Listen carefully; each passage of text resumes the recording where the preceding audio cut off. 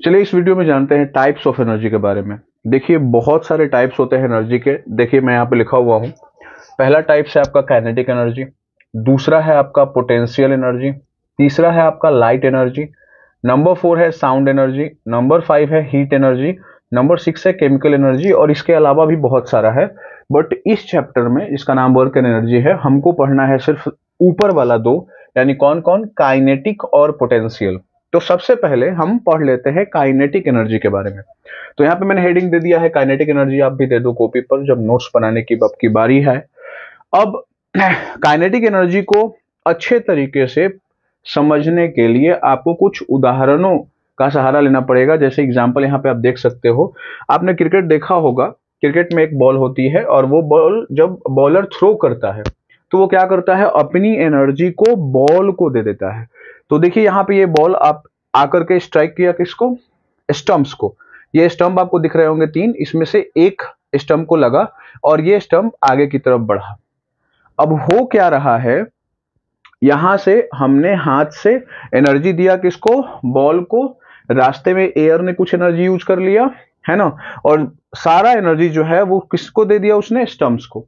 और जैसे ही स्टंप्स को एनर्जी मिला ये थोड़ा सा मूव करने लगा। इतनी बात समझ में आ गई।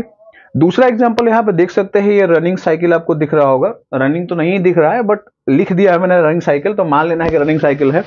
तो रनिंग साइकिल को आपने देखा है कि आप जब तक पैडल चला रहे हैं तब तक आप तो रेगुलरली उसको फोर्स दे रहे हैं, लेकिन एक समय पर आप पैडल चलाना छोड़ देते हैं तो क्या ऐसा होता है कि जैसे ही आप पैडल चलाना छोड़ देते हैं वो साइकिल एक पर एक रुक जाती है? ऐसा नहीं होता है, वो कुछ दूरी तय करती है उसके बाद रुकती है। इसका मतलब क्या था, उसके अंदर कोई ना कोई स्टोर्ड एनर्जी हो गया, है ना। किसके कारण हुआ ऐसा, क्योंकि वो मोशन में था, है ना। और यहाँ पर भी बॉल क्या में था, मोशन में था, तो उसके अंदर कुछ ना कुछ एनर्जी स्टोर हो गई है और वही स्टोर एनर्जी बाद में काम कर रही है। जब तक बॉल हाथ के कांटेक्ट में था तब तक तो एनर्जी में लगातार बॉल को दे रहा था अपनी तरफ से, लेकिन जैसे ही हाथ से रिलीज किया मैंने उसको, है ना, वो मूवमेंट शो किया और अगेंस्ट में किया, पहले एयर के अगेंस्ट में, फिर यहाँ पे स्ट्राइक करके इसको स्टंप्स को उखाड़ दिया। तो ये सारे काम क्यों कर रहा है, क्योंकि उसके अंदर कोई ना कोई एनर्जी स्टोर है। और क्यों ऐसा हो रहा है, क्योंकि वो मोशन में है, मोशन में। ठीक है, तो साइकिल भी जो मोशन में रहता है वो एक पर एक रुकता नहीं है, कुछ दूरी तय करने के बाद किसके अगेंस्ट में, फ्रिक्शन जो कहाँ पे, रोड पे लग रहा होता है, तो उसके अगेंस्ट में आगे की तरफ बढ़ता है और वो सारा एनर्जी वहीं पे यूज हो जाता है और उसके बाद फिर वो रुक जाता है। ठीक, लेकिन तुरंत नहीं रुकता है। यहाँ पे एक और एग्जांपल है गन का।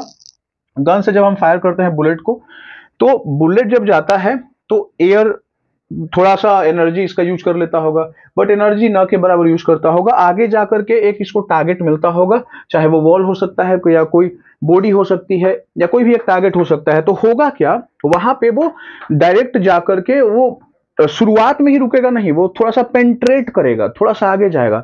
जितनी उसके अंदर एनर्जी होगी अपने एनर्जी का वो यूज करेगा और अंदर की तरफ जाएगा और कुछ दूरी तय करने के बाद वो रुक जाता है। इसका मतलब कुछ ना कुछ एनर्जी था उसके पास, है ना।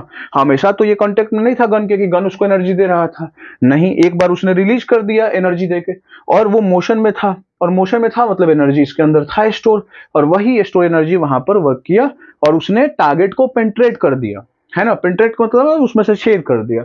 इतनी बातें क्लियर हो गई।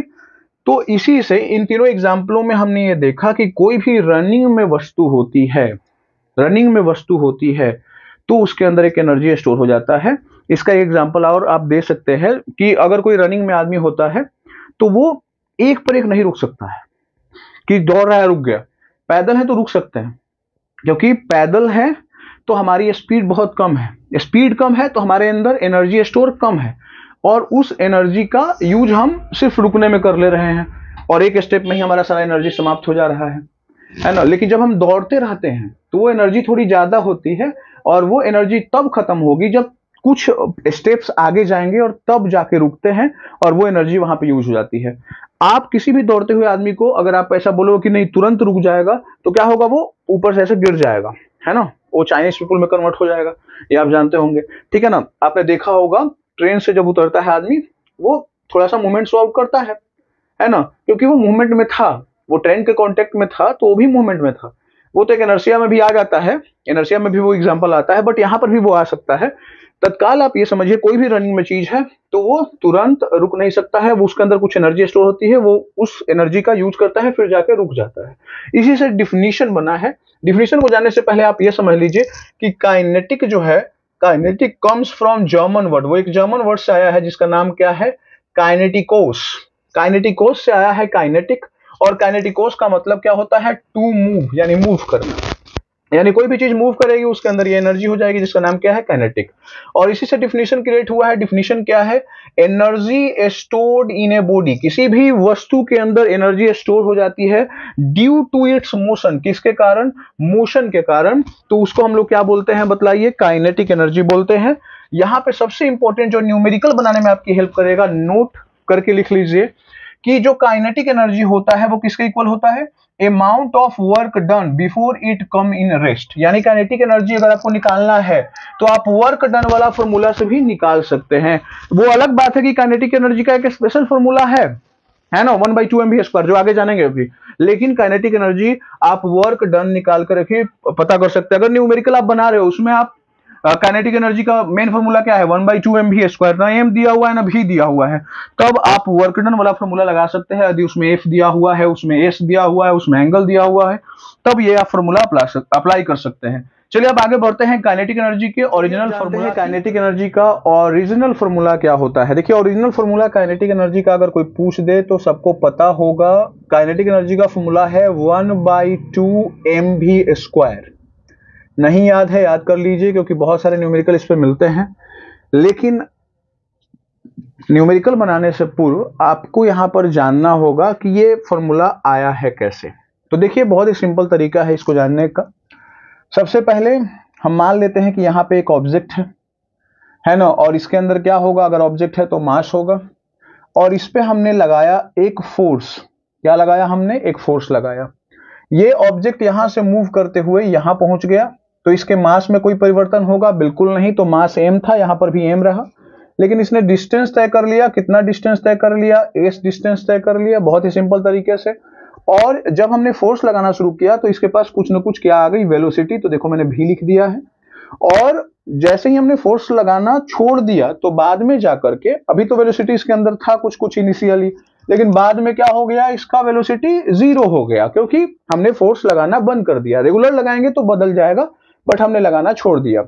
अब इसका मतलब यह हुआ कि हमारा इनिशियल वेलोसिटी भी हो गया। तो u जो है वो क्या हो गया आपका v, क्योंकि u से डिनोट किसको करते हैं, इनिशियल वेलोसिटी को। ये आपको पता होगा कि इनिशियल वेलोसिटी को हम किससे डिनोट करते हैं, u से।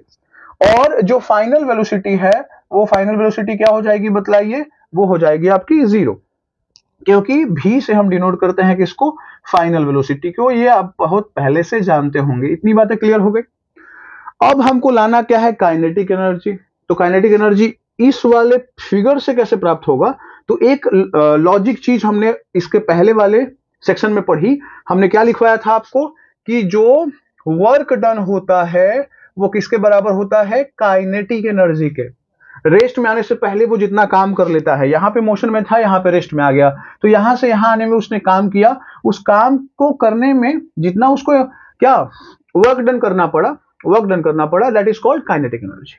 इसका मतलब क्या हुआ, वर्क डन अगर काइनेटिक एनर्जी के इक्वल है तो क्या होगा, काइनेटिक एनर्जी भी किसके इक्वल हो जाएगा, वर्क डन के। ये तो आप बदल सकते हैं, इसमें कोई डाउट नहीं है। अब काइनेटिक एनर्जी को यहीं पे छोड़ दीजिए। वर्क डन का फॉर्मूला पता होगा, फोर्स इनटू क्या होता है, डिस्प्लेसमेंट। काइनेटिक एनर्जी का फॉर्मूला नहीं भाई, काइनेटिक एनर्जी का फॉर्मूला नहीं, ध्यान से सुनिएगा।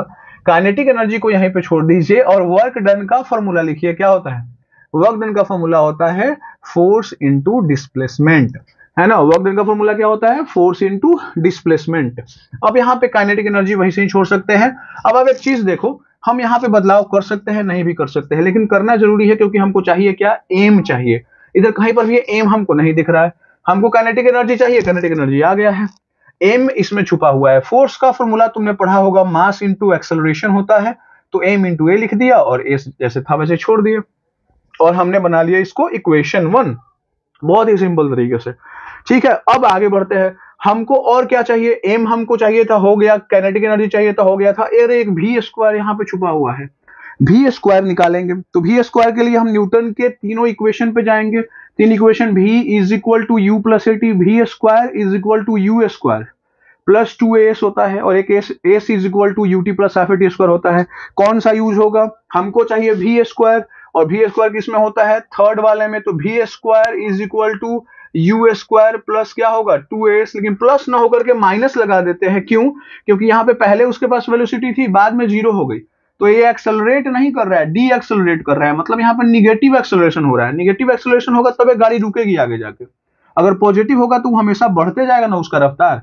तो यहाँ पे पहले ज्यादा है, बाद में कम हो गया है, इसका मतलब यहाँ पे डी एक्सेलरेशन हो रहा है, और डी एक्सेलरेशन को निगेटिव एक्सेलरेशन बोलते हैं। और अगर माइनस लगाइएगा तो ये -2as हो जाएगा। यहाँ पे प्लस था और यहाँ पे माइनस हमने लगाया, तो यहाँ पे माइनस लगाने के बजाय हमने आगे लगा दिया माइनस। इतना तो बेसिक मैथ्स आपको पता होगा। आप सबको पता है जो फाइनल है वो क्या है? जीरो है। तो हमने फाइनल के जगह पे क्या लिख दिया? जीरो, क्योंकि जीरो का स्क्वायर जीरो होता है। और u जो है वो क्या है? देखिए इनिशियल वेलोसिटी क्या है? v है, तो हमने इनिशियल वेलोसिटी क्या लिख दिया है? v square. और उसके बाद क्या हो गया? -2as, ये मैंने वैसे ही छोड़ दिया। अब जहां पे जीरो है हमने वहीं पे छोड़ दिया है, ध्यान दीजिएगा, जहां पे जीरो है वहीं पे हमने छोड़ दिया है। और इधर -2as है, इधर आगे क्या हो जाएगा? +2as, सबको पता है। और v स्क्वायर इधर है, इधर ही छोड़ दीजिए। क्लियर बात हो गई? इसका मतलब एक इक्वेशन आ गया क्या? भी square is equal to 2as। 2as में जीरो जोड़ेंगे 2as ही होगा। इसको हम इक्वेशन क्या मान लेंगे? 2। ठीक है, जब भी रिलेट करना हो दो इक्वेशन को तो आप देखोगे कॉमन क्या है, पहला चीज। दूसरा, आप डिवाइड भी कर सकते हो, तो जो सबसे आसान दिखे वो आप काम पूरा कर लो। मेरे को लगता है यहाँ पे डिवाइड करना ज्यादा बेटर रहेगा, तो हम क्या कर रहे हैं? इक्वेशन 1 को डिवाइड कर रहे हैं, है ना। यहाँ पे लिख रहा है डिवाइड इक्वेशन 1 टू इक्वेशन 2, है ना। इक्वेशन 1 को इक्वेशन 2 से हम डिवाइड कर दे रहे हैं। तो सबको पता है ये वाला पार्ट जो होता है इधर लेफ्ट की तरफ है, तो LHS है, इसमें LHS भी स्क्वायर है, इसमें LHS काइनेटिक एनर्जी है, इधर है RHS A में S, इधर है RHS 2as। तो डिवाइड कर लेते हैं। तो क्या लिखेंगे बताइए? काइनेटिक एनर्जी को डिवाइड करेंगे किसके साथ बताओ? भी स्क्वायर के साथ। देखो भी स्क्वायर के साथ डिवाइड किया, और हमने m इंटू ए इंटू एस को डिवाइड कर लिया किसके साथ बतलाओ? 2as के साथ। इसमें भी आप एरो ही लगा दो बिकॉज डिस्प्लेसमेंट ही है। डिवाइड करने पे आप देखो ए कट गया, एस डैश कट गया, जो बच गया है उसको लिखो। और अब तो मुझे लगता है आसानी से प्रूफ कर सकते हो।